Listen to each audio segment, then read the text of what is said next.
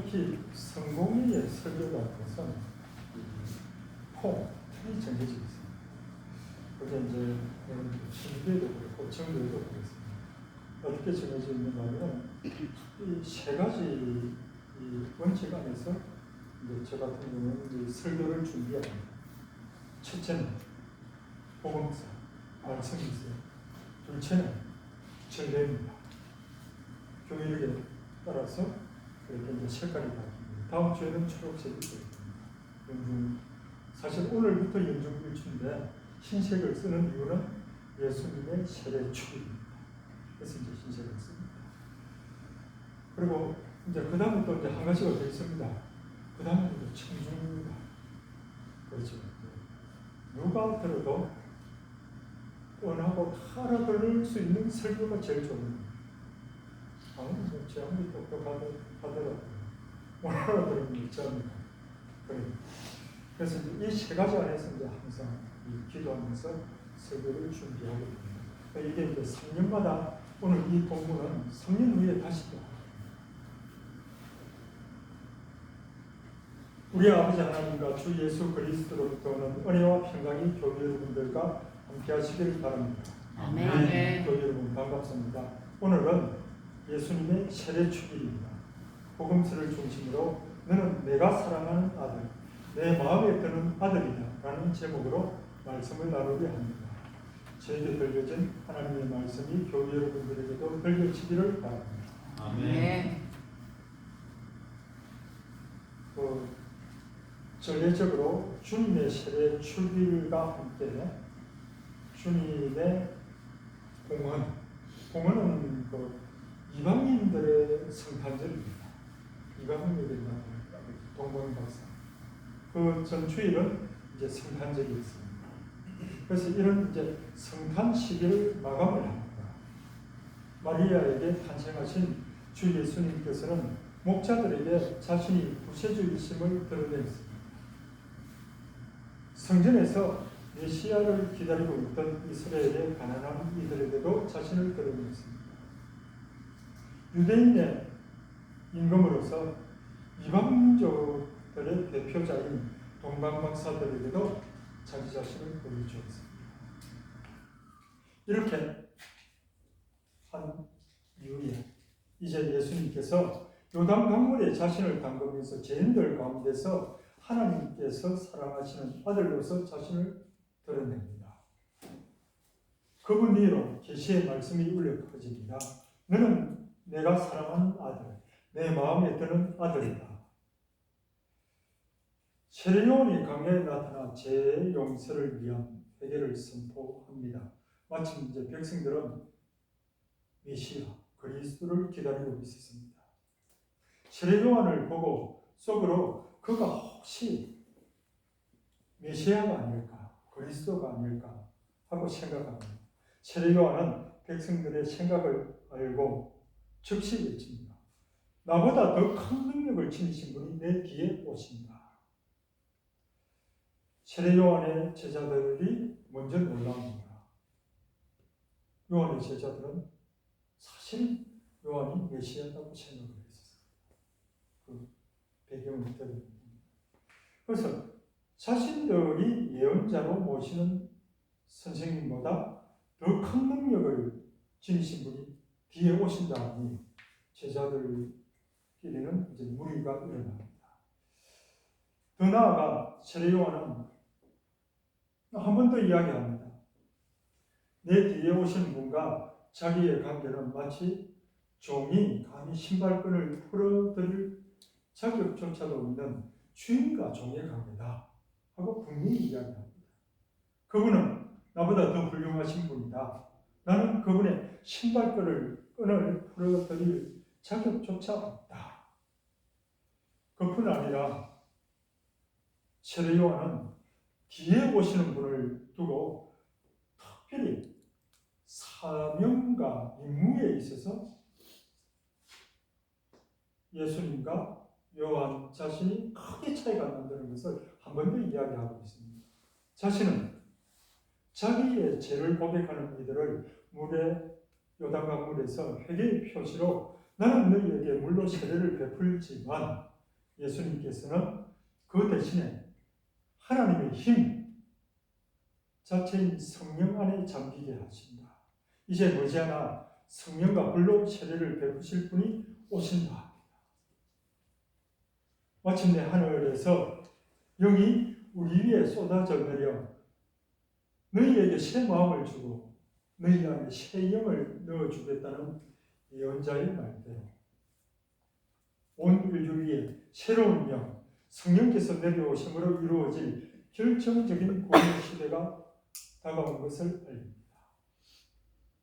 세례 요한의 선포와 소개 후에 그 위에 주님의 영이 머무르고 주님께서 나에게 기름을 부어주시니 주 하나님의 영이 내 위에 내리셨다는 예언의 말씀을 따라 성령으로 기름 부음 받으신 분, 갈릴리 나사렛에서 오시는 메시아 예수님께서 등장을 합니다.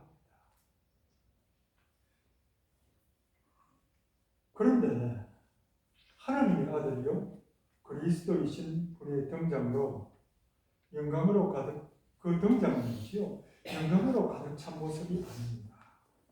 우리가 이 점을 자세히 봐야 됩니다.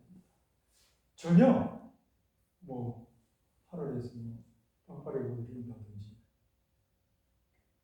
그런 신적인 위험이나 그런 것과는 전혀 거리가 멉니다. 여러 사람들과 같이 예수님은 자기 죄를 고백하고 하나님의 용서를 비는 사람들의 행렬에 섞여서 조용한 모습으로 등장합니다. 사도 바울은 주님의 세례를 우리를 위해서 하나님께서는 죄를 모르시는 그리스도를 죄 있는 분으로 여기십니다. 그래서 우리는 그리스도로 말미암아 하나님께로부터 무죄 선언을 받게 됩니다. 사도 요한도 이야기합니다. 그리스도께서는 죄를 없애시려고 이 세상에 나타났다. 그리스도는 죄가 없으신 분이다. 죄 없으신 예수님께서 몸소 하나님의 뜻을 거스른 우리들과 하나가 되는 모습으로 나타나신 것입니다. 바로 우리와 하나가 되는 모습. 그 어떤 요란함도 없습니다. 그저 아무 표시 없이 우리와 같은 모습으로 세례 요한 앞에 나타납니다. 요단강에 자신을 물에 담그라고 요한에게 자신을 내맡깁니다. 예수님의 세례에서 죄인과 하나가 되는 예수님이십니다. 바로 여기에 하나님의 신비가 있습니다. 사람들에게 하늘나라의 문을 열어주기 위해 죄인들 틈에 줄을 서서 기다리시는 예수님, 죄 많은 인간 가운데 끼어 조용히 나타나시는 예수님, 줄을 서서 자기 차례를 기다리시는 예수님을 통해서 우리는 한 번 더 성육신의 신비와 하늘나라의 기본 원리를 만납니다. 이것이 하나님의 나라의 아주 기본 원리입니다. 기본 원리는 하나님께서 사람이 되셨다. 어떤 사람? 우리와 똑같은 사람. 하나님께서는 자신을 비우시고 겸손한 사람, 나사렛 사람 예수님의 길을 통해 우리에게 하나님의 거룩한 현존을 깨우쳐서 보여줍니다. 하나님의 본성은, 인간의 본성은 세상의 권세, 성공, 인기의 길을 추구합니다. 예수님의 길은이죠.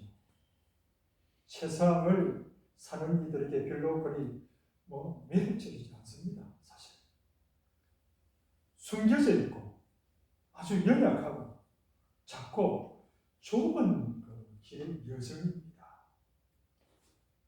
우리 주님은 좁은 문으로 들어가야 합니다.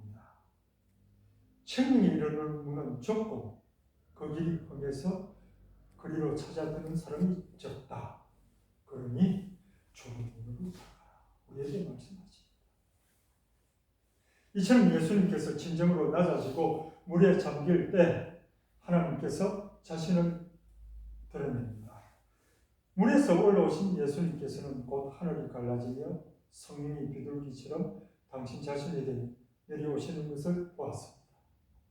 예수님께서는 다른 이들이 보지 못하는 것을 보시고 다른 이들에게는 숨겨져 있는 계시를 보십니다. 하늘이 갈라지며 하늘과 땅이 하나가 됩니다. 예수님께서 하나님과 충만한 일치를 이루십니다. 이제 예수님께서 하늘이 갈라지며 열리고 예수님께서 하나님의 성령, 수도 없이 예언자들에게 내렸던 주님의 영, 이사야 예언자가 일찍이 주님께서 나에게 기름을 부어주시니 주 하나님의 영이 내 위에 내리셨다. 예언한 그 모습 그대로 성령께서 비둘기처럼 그분께 내려오시는 것을 보셨습니다. 그렇게 예수님께서는 주님의 영으로 기름 부음을 받았습니다. 우리가 이사야서에는 있죠. 아주 오래된 기도문이 지금도 그대로 담겨 있습니다. 이런 겁니다. 63장 19절에 보죠. 아, 하늘을 쪼개시고 내려오십시오. 이런 기도를 했습니다. 이스라엘 백성은 얼마나 오랫동안 이런 기도를 간절히 했는지 모릅니다. 마침내 그 기도가 받아들여집니다. 그의 기도의 성취가 평화로이 아름답게 남은 비둘기 형상으로 묘사가 되고 있습니다. 또 있습니다. 기도문이 63장 11절에도 나옵니다. 이렇게 나옵니다. 이스라엘 백성이 간청했습니다. 당신 양들의 목자를 바다에서 이끌어 올리신 분은 어디 계신가? 그분을 기다리고 고대하는 기도. 당신의 거룩한 영을 그의 가슴 속에 넣어주신 분은 어디 계신가? 이것이 바로 물에서 올라오신 예수님께서 바로 그 순간 성령을 받으신 이유입니다. 예수님 위에 내리신 비둘기 형상의 성령은 모든 것을 해방하시는 하나님의 숨결이며 바람입니다. 하나님의 거처요, 현존이며 임재입니다. 하나님이 함께 하시는 예수님 안에 바로 그 성령께서 내려오십니다. 이러한 상황, 하나님의 일과 행동을 전해주는 누가복음서는 예수님께서도 세례를 받으시고 기도하고 계셨는데 홀연히 하늘이 열리며 성령이 비둘기 형상으로 내려오셨다 합니다. 비둘기 형상이라는 이 묘사와 함께 하늘에서는 너는 내 사랑하는 아들, 내 마음에 드는 아들이다 하는 소리가 들려왔다고 오늘 복음서 마지막 구절이 우리에게 증언을 하고 있습니다. 이 하늘의 소리는 하나님의 예언자들이 특별히 들었던 하나님의 말씀과는 좀 다릅니다. 이 하늘의 소리는 특별히 성경에서는 진실과 진리, 인내와 지혜를 알려주시는 성령의 말씀으로 이해되는 그런 소리입니다. 이러한 소리는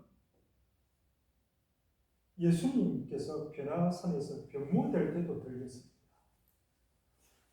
이 하늘의 소리는 예수님의 그 신분을 분명하게 밝혀줍니다. 너는 내가 사랑하는 아들, 내 마음에 드는 아들이다. 이것이 바로 예수님의 신분이고 예수님이 받은 소명입니다. 예수님이 마음에 새기고 완전하게 살아내야 할 계시입니다.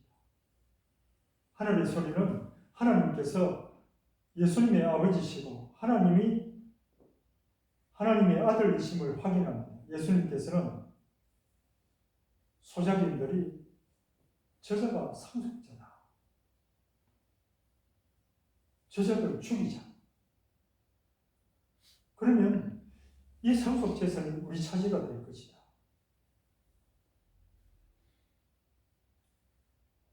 이 비유대로 예수님께서는 몸소 제물이 되시는 하나님의 외아들입니다. 일찍이 이사야 예언자가 여기에 나의 종이 있다, 그는 내가 붙들어 주는 이, 내가 선택한 이, 내 마음에 드는 이다. 예언한 대로 하나님께서 드시고 선택하신 마음에 드시는 분입니다. 그렇지만 고난받는 종으로서 내침을 당하시는 분입니다. 이제 말씀을 맺겠습니다. 이 거룩한 주님의 세례 축일은 예수님을 따르는 이들로서 우리가 매일의 일상에서 그분처럼 죽고 그분의 성령 안에 사는 힘있고 활기차게 움직이는 삶을 살아야 한다는 요청을 우리에게 하고 있습니다. 우리는 세례를 통해서 우리 안에 성령께서 부어지고 그 성령으로 기름 부음을 받아 그리스도인이 되었습니다. 하나님의 영의 인도를 받는 이들은 모두 하나님의 자녀들입니다. 하나님의 자녀로 삼도록 해주는 아버지의 영을 우리가 받았습니다. 이 성령의 힘으로 우리가 아빠 아버지라 부릅니다. 우리 모두 하나님의 하염없는 사랑을 느끼면서 하나님을 아빠 아버지라고 부르며 그분께 나아갑시다. 아멘. 하나님께서는 우리의 간청과 신음에 너는 내가 사랑하는 이다. 한마디 말씀으로 우리에게 응답하십니다. 이 말씀 한마디가 우리를 지탱해주고 희망을 품고 죽기 위해 물속에 잠기도록 우리를 이끌어갑니다. 주님의 이름으로 세례를 받은 우리도 세례의 언약을 굳게 지키며 하나님의 자녀로 살아가시기를 간절히 바랍니다. 아멘. 아멘.